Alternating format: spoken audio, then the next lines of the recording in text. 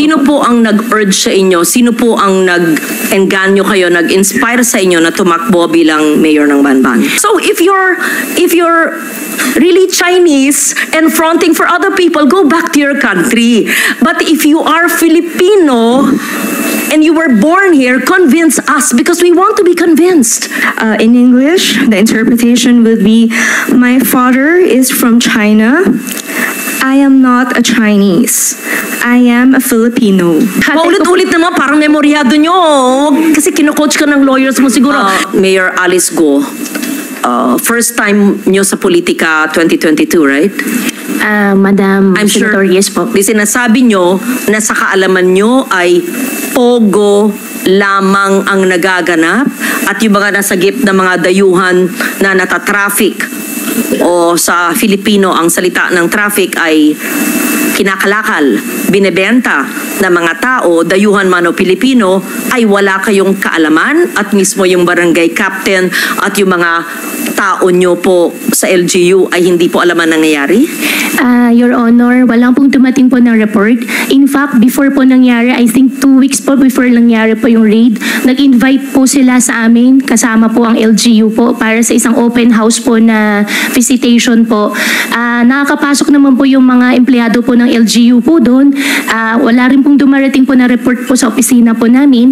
At meron din po kami ordinansa po, resolution po, na galing po sa Sangguniang Bayan po, na nire-require po namin, nire-require po ng konseho po ang aking local police po na na mag-report, mag-submit po sila ng report po in a weekly basis. Wala pong dumarating din po na report po sa amin na meron po nangyayari po na any crime po sa loob. Anong ginawa po nyo nung natuklasan nyo na renade sila, na may mga illegal activities dun sa lugar kung saan kayo ay parte dati, na sabi nyo nag-divest na kayo, and what have you done? Your Honor, gumawa po ako ng isang team po para mag-investigate po sana sa loob. However po, hindi po sila nakapasok. At gumawa rin po ako ng isang team po na galing po sa labas para imbestigahan po yung mga naging empleyado po sa loob, yung mga housekeeper po, na tinanong po namin sila, ano ba talaga nangyari? Meron po ba kayo nakita na tinatorture po? Unfortunately po, ang sagot po nila sa amin ay wala po. And 200 plus po kasing naging empleyado po na local po doon sa site. At one of the reason din po na sa housekeeper po kami nagtatanong, kasi po I believe po yung mga housekeeping po nakakaikot po sila ng entire compound, at kung meron pong mga crime po na ginagawa po, kahit papano sila po yung makakuha po ng information po kaagad. Before 2022, Mayor Go, anong trabaho nyo? Anong ginagawa nyo? Although you said it in the hearing, I just wanted to hear it again. Ako po ay isang magbababoy po. Farmer po ako, piggery po yung negosyo Sino po ang nag-urge sa inyo? Sino po ang nag-engganyo kayo, nag-inspire sa inyo na tumakbo bilang mayor ng Banban? Sarili ko po. Childhood dream ko po. Childhood dream. Opo, ay gusto ko po na mapakita sa tatay ko at gusto ko po maging proud po siya sa akin. Saan ba yung childhood nyo? Dito po sa Pilipinas po. Saan po sa Pilipinas? Sa Bamban po. Saan po kayo napanganak? Nakita ko po dito po sa birth certificate ko po, Hilot po, at iniwanan po ako ng nanay. Hindi, saan kayo napanganak? Nakita ko po dito sa birth certificate ko po, Hilot. Hindi ko po tinatanong yung proseso ng papanganak sa inyo. Saan po? Saan pong lugar sa Pilipinas, sa Central Luzon, sa Tarlac o sa Banban? Tarlac po. Saan po sa Tarlac? Matatalaib, Tarlac po. Ano po? Matatalaib, Tarlac Is that po. the barangay? Yes po, nakita ko po dito sa birth certificate ko po. No, you would have recollection of your childhood, right? Can you just give us a recollection of your childhood? Sino po yung best friend nyo? Saan po kayo nag-aral? Kung meron kayong makamag-anak? Recollections of, you're only 38 years old. You will remember your childhood. I mean, I'm double your age, but I would remember my childhood in Malabon. Your childhood. I know homeschool. I can't believe anyone is totally homeschooled all her life. Yes. Please tell us about your childhood. Your Honor, lumaki po ako sa farm. Which farm, in what barangay, in what LGU? Opo, Barangay Virgen de los Remedios, Bamban Tarlac din po.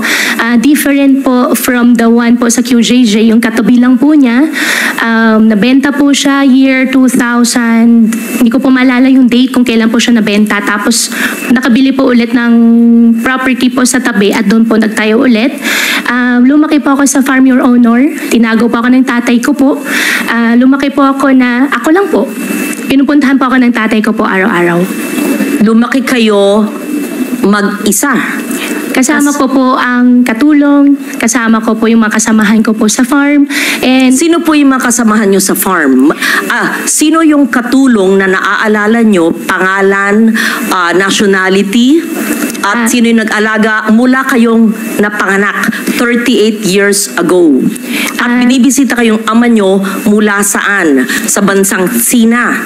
At tell us about your childhood. Your Honor, sa farm po ako lumaki, sa Bamban po ako lumaki. Lumaki po ako mag-isa, pinupuntahan po ako ng tatay ko. How I wish po... No, okay. You cannot grow up alone from a time you were born. Opo. So the formative years from a time your mother birthed you up to perhaps 10 years old, sino po yung inyong naging caregiver o yaya? Hindi naman pwedeng mag-isa lang po kayo sa farm. Binibisita kayo ng ama nyo mula saan? So sino po yung sabi nyong kasambahay nyo na nagpalaki sa inyo? Sino po yung sabi nyong mga kaibigan nyo kasama nyo sa farm? Sino po? Para may... In short, I'll be very honest.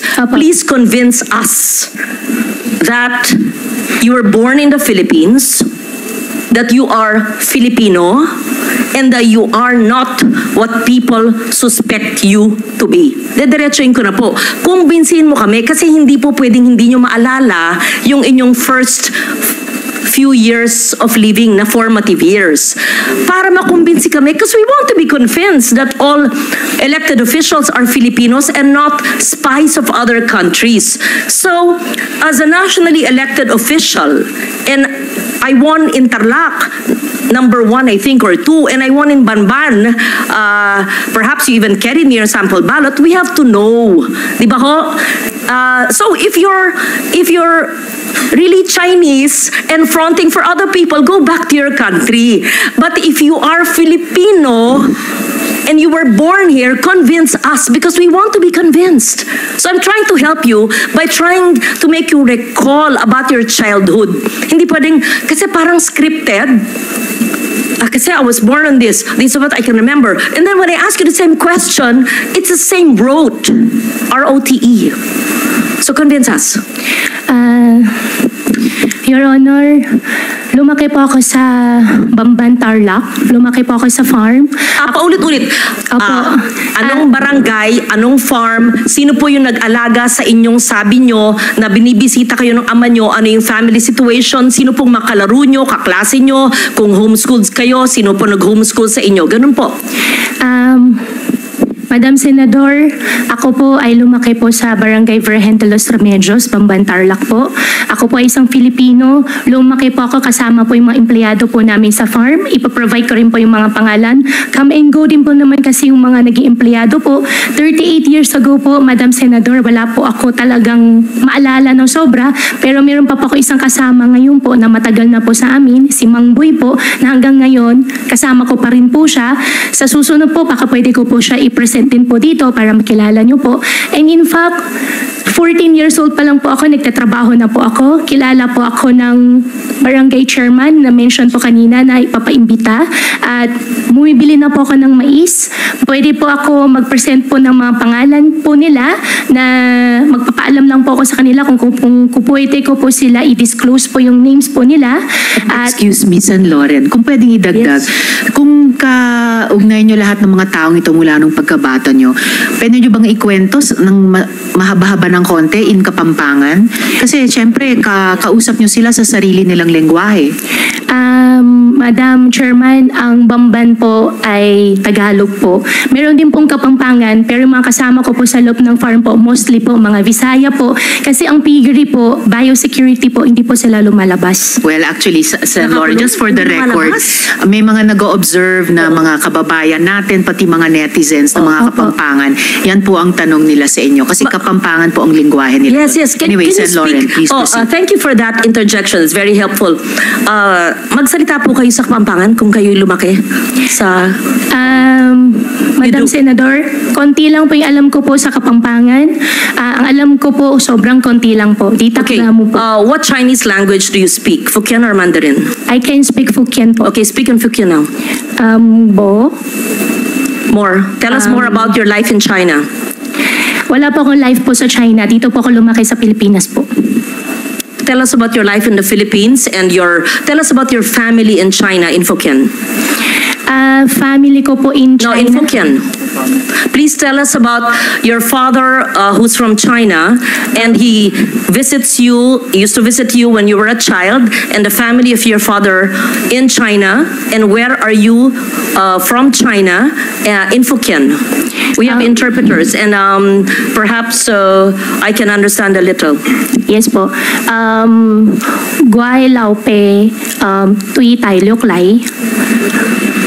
Continue. Qua si Trung Quốc lang. Qua si Philippines lang. Tell us about your relatives. Pakikwento po ang mga kamag-anak ng iyong ama. San sa bansang Sina ang inyong ama at ano ang ginagawa niyo? Sinabi niyo embroidery, etc. Negosyo at mga kamag-anak niyo doon. Tell Sen. us. Lauren, before she answers, Yes. maybe we can ask Ms. Batay, our Chinese interpreter, just to Yes, interpret to yes. us what the mayor said.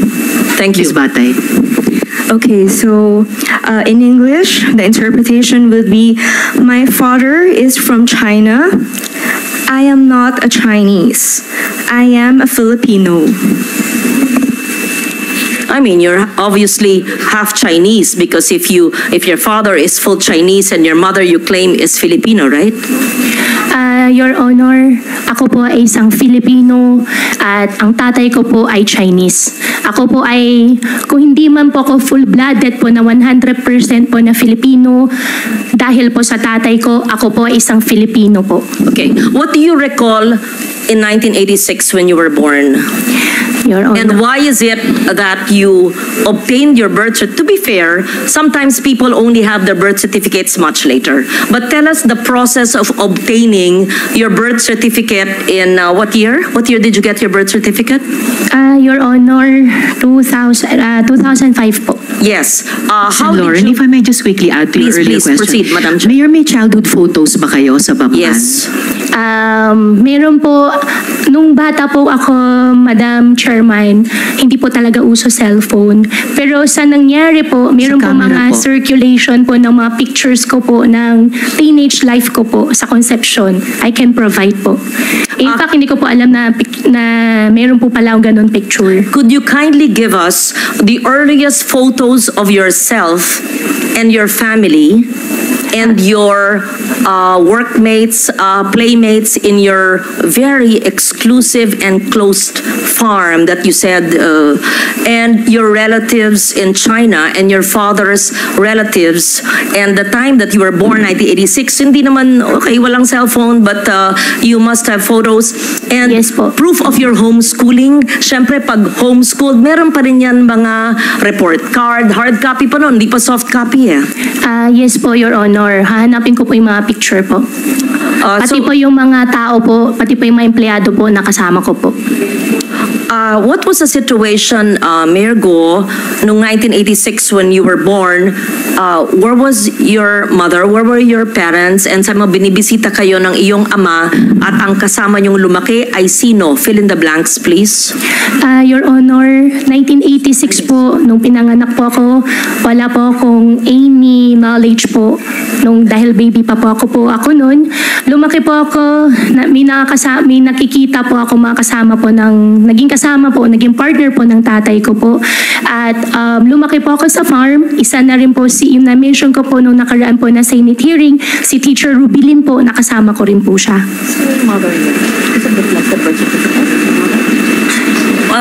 Can you please state once again your mother's name? Amelia Leal po. Biological mother ko po. And have you ever met her? Hindi ko po siya nakasama. Have you ever met her? Hindi po. From the time you were born, from 86, hindi po nyo na silayan? Hindi na po. And tinanong po nyo sa inyong ama o sa mga kalaro nyo kasamahan sa farm? Your Honor, how I wish po I have a perfect family po. No, we lead imperfect lives, so I don't want to intrude on that. I just wanted to make sure. So, sa pagkaalam ba nyo ay Pilipino ang inyong ina? Opo, yan po ang sinabi po sa akin ng tatay ko po. At lumaki po ako dito sa Pilipinas po.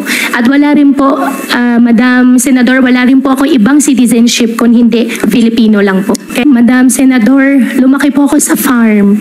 Kinulong po ako ng tatay ko. Paulit-ulit naman, parang memoryado nyo. Kasi kino-coach ka ng lawyers mo siguro.